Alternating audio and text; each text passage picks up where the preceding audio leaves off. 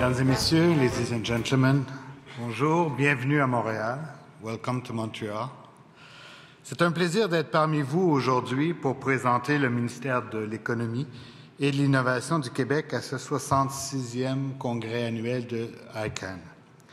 Je remercie d'ailleurs Rendez-vous Montréal-Québec, Montréal66.Québec pour l'organisation de cet événement d'envergure.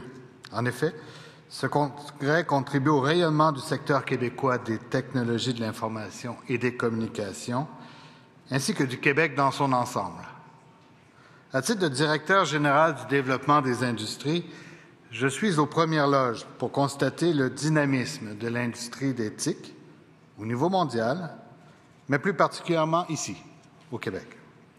Cette industrie est le cœur du développement économique du Québec. Elle représente près de 36 milliards de revenus annuels, 36 milliards de dollars, près de 900 millions de dollars d'investissement en recherche et développement par année, et plus de 150 000 emplois bien rémunérés dans 7 800 entreprises réparties dans toutes les régions du Québec. Cette industrie est un véritable moteur de changement pour notre société. Elle a une influence directe sur les processus d'affaires des entreprises, en plus de transformer fondamentalement la manière dont nous interagissons les uns avec les autres. À cet égard, ICANN se distingue sur la scène internationale en préconisant un modèle multi-acteurs qui permet à toutes les parties de s'exprimer, qu'il s'agisse des entreprises, des gouvernements, de la société civile et du secteur communautaire.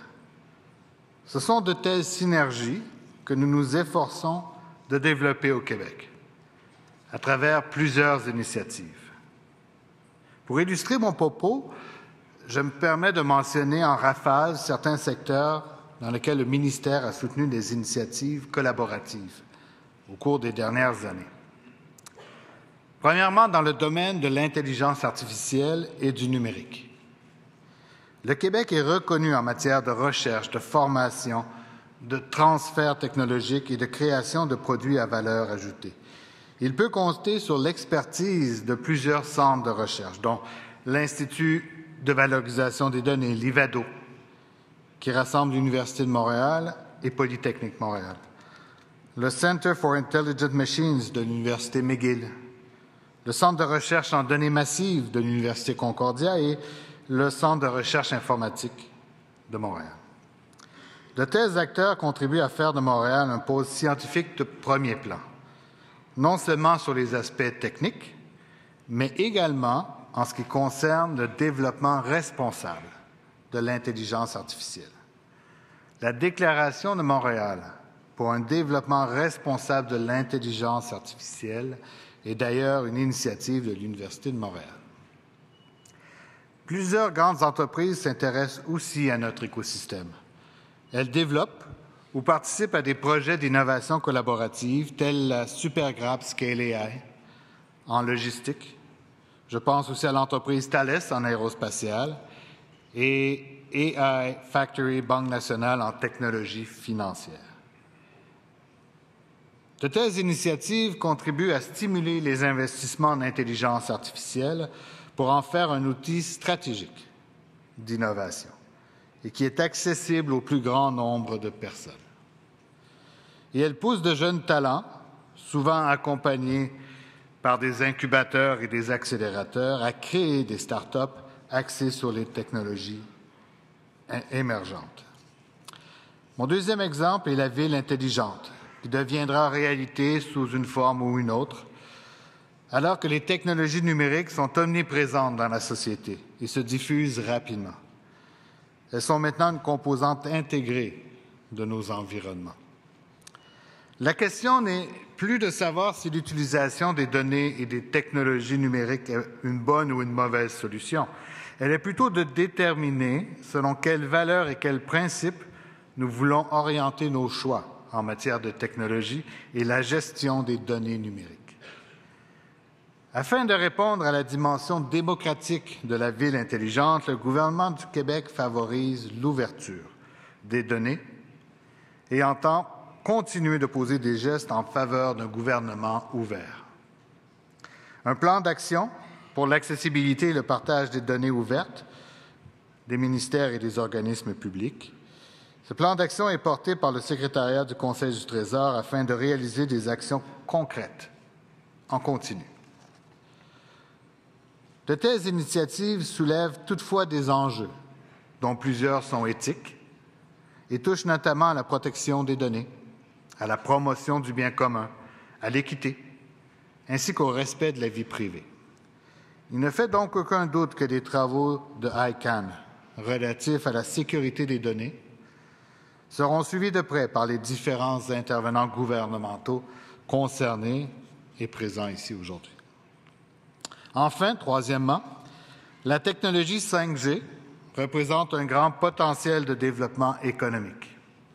Elle permettra aux entreprises d'augmenter l'expertise de leurs employés ainsi que de développer des produits et des services de pointe. C'est pourquoi le gouvernement du Québec est un fier partenaire du projet Évolution des services en nuage dans le corridor Québec-Ontario pour la recherche et l'innovation, communément appelé ANCOR. Ce projet consiste en un partenariat axé sur la recherche et l'innovation dans le secteur des technologies de rupture 5G. Il rassemble 5 géants du numérique, des PME, le secteur public, des centres d'innovation et des universités qui se penchent sur des initiatives d'adoption et les utilisations du système. La stratégie sur 5 ans est de rendre les réseaux 5G accessibles aux PME, aux chercheurs et aux milieux universitaires. Cette accessibilité a non seulement pour but de concrétiser le potentiel technologique de la 5G, mais aussi de favoriser la croissance économique au sein des écosystèmes d'innovation québécois et canadiens.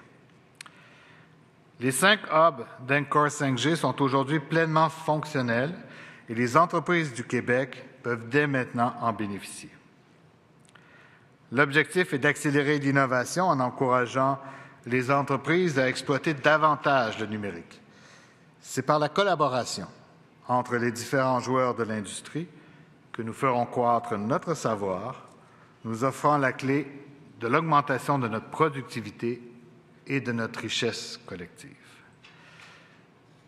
Pour conclure, je me permets de mentionner un dernier exemple. Le gouvernement a appuyé l'organisme Point Québec dans sa démarche d'acquérir et de gérer sa propre extension générique de premier niveau. Ainsi, le Québec a maintenant un territoire numérique grâce à l'extension Point Québec, une première au Canada. L'implantation de cette extension a permis au Québec de se doter d'une expertise de pointe dans la gestion des extensions numériques. Cette expertise pourrait lui permettre de devenir une des premières régions de la francophonie à se doter d'une extension accentuée. Point Québec, accent aigu. Le tout étant bien évidemment rendu possible par les travaux de ICANN pour mettre en valeur les sociétés et les langues du monde entier. Sur ce, je vous souhaite un bon congrès. Ne manquez pas ce soir la prestation du cirque Flip Fabric, une troupe de la Ville de Québec que je vous invite à découvrir. Merci de votre attention et bon congrès.